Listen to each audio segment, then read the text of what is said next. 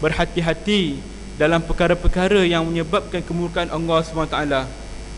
Baik, berbalik kepada tajuk yang kita hendak bincangkan tentang fitnah.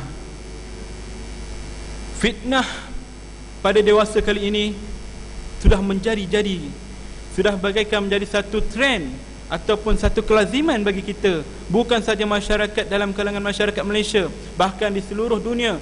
Fitnah itu tidak berhenti-henti, sama ada fitnah itu di antara kita sama individu sama lain, ataupun fitnah sesama politik, fitnah sama saudara mara kita yang lain, tidak dapat dihentikan. Seolah-olah bagaikan tak ada satu jalan penyelesaian yang kita nak ambil. Tuan-tuan yang dimuliakan, zaman fitnah ini adalah satu zaman yang mana baginda sallallahu alaihi wasallam mengatakan fitnah yang terbesar dalam kalangan akhir zaman, umat akhir zaman adalah fitnah Dajjal, kemudian fitnah wanita, kemudian yang kita yang lakukan pada hari ini adalah fitnah-fitnah yang akan membawa kepada fitnah-fitnah yang lebih besar. Fitnah adalah satu maksud yang bermaksud bencana ataupun azab, sedangkan ghibah ataupun mengumpat satu perkara yang menceritakan tentang orang lain, yang mana sekiranya orang lain itu ketahui perkara itu, pasti dia akan sakit hati. Tuan-tuan yang dimuliakan, sebagaimana para anbiya pernah menjalani kehidupan yang difitnah dan dicaci dihina, sebagaimana Nabi Yusuf alaihissalam pernah difitnah oleh ibu angkatnya sendiri, Siti Zulaika, yang mana dituduhnya cuba untuk memperkosa, mencabul kehormatan dirinya. Setelah diselidiki, diketahuilah bahawasanya Nabi Yusuf alaihissalam telah difitnah, kerana mana mungkin satu orang yang hendak memperkosa orang lain, pakaian yang terkoyak adalah di bahagian belakang, sedangkan pakaian di hadapan masih sempurna sifatnya. Ini ada satu fitnah yang besar di zaman Nabi Yusuf alaihissalam. Begitu juga dengan ibu kepada Nabi Isa alaihissalam, Siti Maryam. Ketika mana Siti Maryam menghamilkan anaknya yang mulia Nabi Isa alaihissalam, difitnah, dicerca, dikeji, dikatakan orang kepadanya dia melakukan zina. Maka beratnya, dahsyatnya golongan anbiya dan golongan-golongan keluarganya yang mendapat fitnah yang sebesar ini. Tuan-tuan yang dimuliakan, berlaku juga kepada baginda Rasulullah sallallahu alaihi wasallam, kekasih kita, yang mana kita berhajat kepadanya, yang mana kita memohon syafaatnya, bukan sahaja di dunia, malah di akhirat kelak kita juga memohon syafaatnya. Maka tak salah untuk kita berdoa dengan menyebut nama baginda Rasulullah sallallahu alaihi wasallam, disebabkan kerana keberkatannya, disebabkan kerana kemuliaannya, rahmatnya bagi sekalian alam, maka dipilih oleh Allah SWT ke atas baginda Rasulullah SAW untuk memberi syafaat kepada umat Islam. Mohonlah syafaat kepada Nabi Muhammad SAW.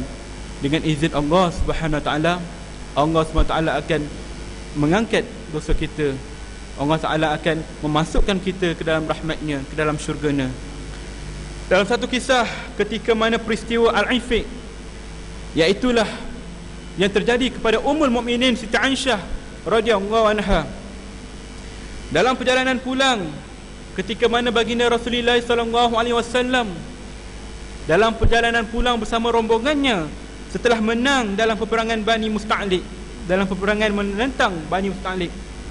Ketika mana berlaku peperangan itu,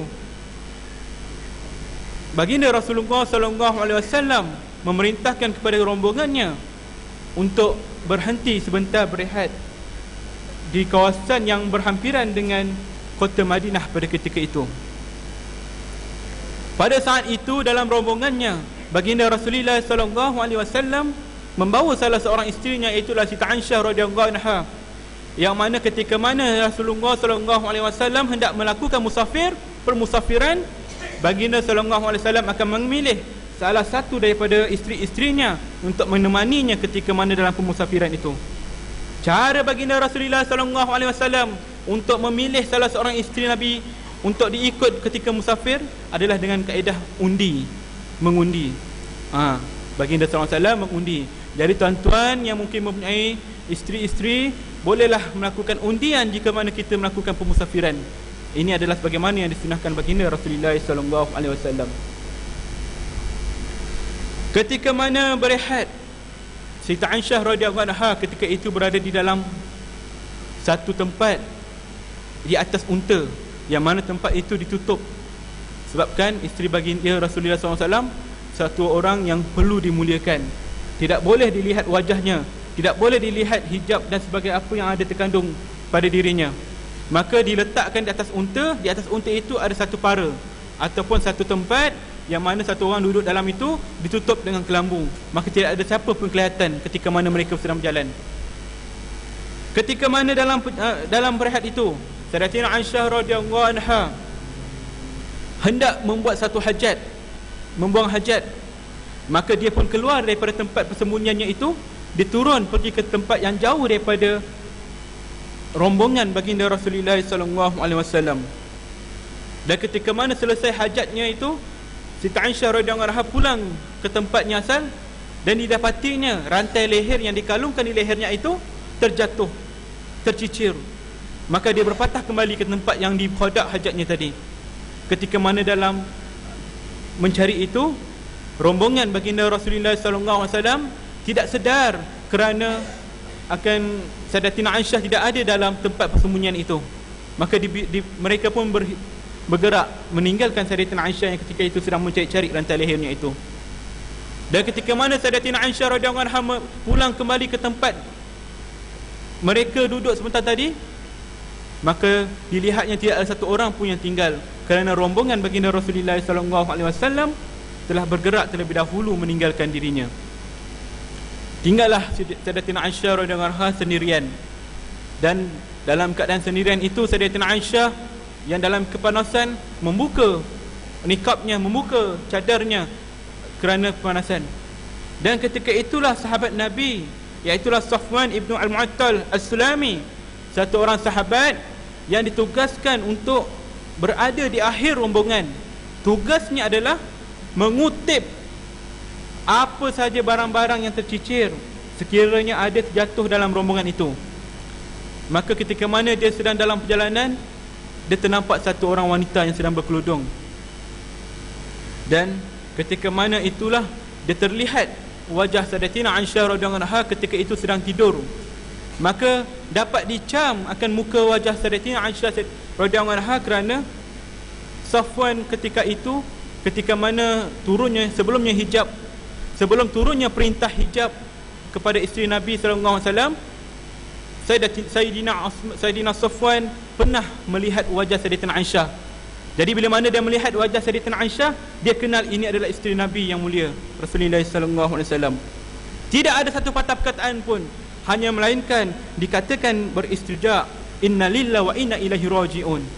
Perkataan yang diucapkan itu membuatkan Sayyidatina Aisyah radhiyallahu anha ketika itu sedang tidur terbangun, dan tanpa sebarang kata pun Sayyidina Safwan menurunkan untanya. Bahkan dia menghadapkan mukanya, berpaling wajahnya, membenarkan Sayyidatina Aisyah untuk naik ke atas untanya, tanpa dia melihat, tanpa menyebut sebarang kata pun kepada Sayyidatina Aisyah. Dan ditarik ke tempat di tanah Madinah pada ketika itu. Dan ketika mana sampainya di kota Madinah, para jemaah rombongan baginda Rasulullah SAW pada ketika itu melihat Sayyidina Safwan bersama Sayyidatina Aisyah radhiyallahu anha berdua-duaan baru pulang dari kejauhan. Maka di ketika itulah wujudnya golongan-golongan munafikun yang diketuai oleh Abdullah ibn.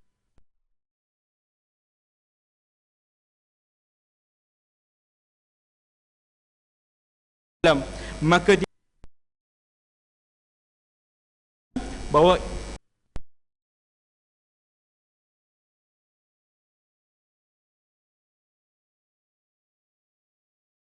pada ketika itu, dan di Rasulullah baginda sallallahu alaihi wasallam tidak hadir ke rumahnya selama 1 bulan lamanya.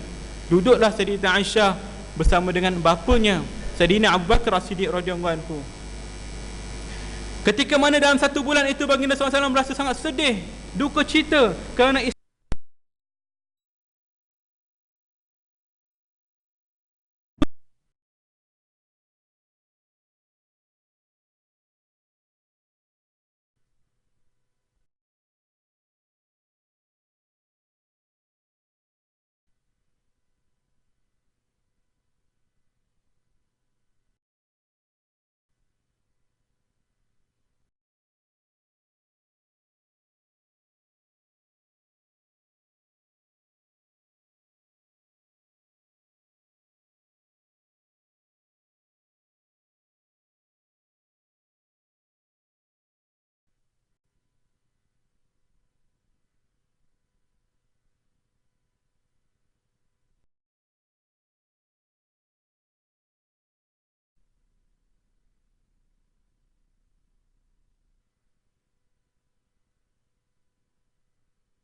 setelah sebulan lamanya, maka baginda SAW pergi ke rumah Sayyidatina Aisyah radhiyallahu anha. Dan ketika itu Sayyidatina Aisyah masih sedang menangis kerana bencana fitnah itu. Maka baginda Rasulullah SAW bersabda, "Wahai Aisyah, sekiranya engkau suci daripada tuduhan ini, niscaya Allah akan membebaskan engkau. Sekiranya engkau kemudian dia mengakui dan bertaubat, Allah akan wahyu turun ketika itu, ketika mana surah An-Nur ayat 11 diturunkan." Jadi tuan-tuan yang dimuliakan, ketika mana wahyu diturunkan itu, maka ketika mana wahyu diturunkan itu, yang bermaksud sesungguhnya orang-orang yang bawa berita bohong itu adalah dari golongan kamu juga. Jangan kamu mengira berita itu buruk bagi kamu, bahkan itu baik bagi kamu. Setiap orang dari mereka akan mendapat balasan dari dosa yang diperbuatnya, dan barang siapa di antara mereka yang mengambil bahagian terbesar dari dosa yang diperbuatnya, dia mendapat azab yang paling besar sekali. Itulah surah An-Nur ayat 11, mana ayat itu Sayyidatina Aisyah oleh para munafikun di kota Madinah pada ketika itu. Bila mana turunnya ayat itu, maka baginda Rasulullah SAW memberi hujah ketika mana Abdullah ibn Umar mendengar baginda Rasulullah SAW menaiki ke atas mimbar pada satu hari dan bersabda dengan suara yang kuat, "Wahai golongan yang masuk Islam dengan lidah yang tetap sampai ke hatinya," yakni munafik. Lidahnya mengucapkan iman, tetapi hatinya belum tetap. "Jangan kamu mengikuti kaum muslimin yang menghina. Jangan menghina mereka. Jangan kamu menyakiti hati mereka. Jangan kamu mencari aib mereka. Allah akan mencari keaiban barang siapa yang mencari keaiban saudaranya yang lain. Allah akan mendedahkannya walaupun tersembunyi di dalam rumahnya." Hadis riwayat At-Tirmizi, yang mana barang siapa yang mencari keaiban saudaranya yang lain, Allah Subhanahu Wa Taala akan mendedahkan aibnya itu, bukan saja di akhirat kelak, bahkan di atas muka bumi ini Allah Subhanahu Wa Taala akan memberikan aib kepadanya, mendedahkan apa saja yang tersembunyi kesalahannya. Jadi tuan-tuan, sebagai kesimpulan daripada apa yang kita bincangkan pada tengah hari ini, jauhilah daripada prasangka buruk, jauhilah daripada menyebarkan fitnah, jauhilah daripada perkara-perkara yang boleh mendatangkan fitnah, daripada mengata-ngata orang, mengumpat dan sebagainya. Zaman kita ini zaman fitnah. Banyak perkara-perkara yang kita datang terima, tidak tahu kesahihannya, adakah benar, adakah batil. Itu semua perlu kita nilai dengan akal yang waras, dengan iman yang tetap di hati kita. Dan ketika mana hendak kita melakukan satu perkara, hendaklah kita beristighfar, memohon kepada Allah Ta'ala supaya apa yang kita lakukan ini bersatu dengan Allah Subhanahu Wa Taala. Mudah-mudahan dengan satu perkara yang sedikit ini dapat menjadikan satu ibrah, pengajaran bagi kita, muhasabah diri kita balik, sama ada menjadi lebih baik daripada sebelumnya ataupun terus mengekalkan apa yang kita lakukan selama ini. Saya minta ampun, minta maaf di atas keterlanjuran kata-kata sebelum saya menghabiskan sesi tazkirah pada petang ini. Tuan-tuan yang dimuliakan, ada beberapa perkara yang hendak saya sampaikan. Saya ambil kesempatan ini. Yang pertama, pusat pengajian Al-Quran saya sendiri, Nur Fattah, Madrasah Nur Fattah, sedang melancarkan wakaf untuk rehal meja. Yang mana tuan-tuan mungkin nampak rehal meja di hadapan ini. Tidak banyak, kita perlukan 30 unit. Dan sekarang ini sudah ada 20 unit. Tinggal lagi 10 unit saja lagi. Satu unit RM35. Jadi tuan-tuan yang berhajat untuk mewakaf boleh berjumpa dengan saya sebentar lagi. Kerana pahala wakaf itu dijanjikan oleh Allah Ta'ala akan berkekalan selagi mana manfaatnya itu digunakan. Yang keduanya, sempena cuti sekolah ini, saya menganjurkan satu program Khalifah Ad-Din yang mana dihimpunkan dengan jati diri di Hulu Langat. Jadi tuan-tuan yang berhajat mempunyai anak berumur 8 atau 9 tahun ke atas, boleh mendaftar diri kepada saya. 3 hari 2 malam, RM120 sahaja. Tuan-tuan boleh dapatkan pamphlet yang disediakan di luar sana, di luar sana. Jadi sekadar itulah yang dapat saya sampaikan pada tengah hari Jumaat yang mulia ini. Mudah-mudahan Allah Taala merahmati kita, menghimpunkan kita semula, menghimpunkan kita semua sebagaimana Dia menghimpunkan kita pada hari Jumaat yang mulia ini, dihimpunkan kita semua di dalam syurga Radatul Jannah sana, insya-Allah. Allahumma amin. Insya-Allah kita akhiri dengan tasbih farah dan salat. Subhanakallah wa bihamdika asyhadu an la ilaha illa anta wa astaghfiruka wa atubu ilaik. Bismillahirrahmanirrahim. Wal 'asr innal insana lafil khusr illa allazina amanu wa 'amilus solihat wa tawassaw bil haqq wa tawassaw bis sabr. Assalamualaikum warahmatullahi wabarakatuh.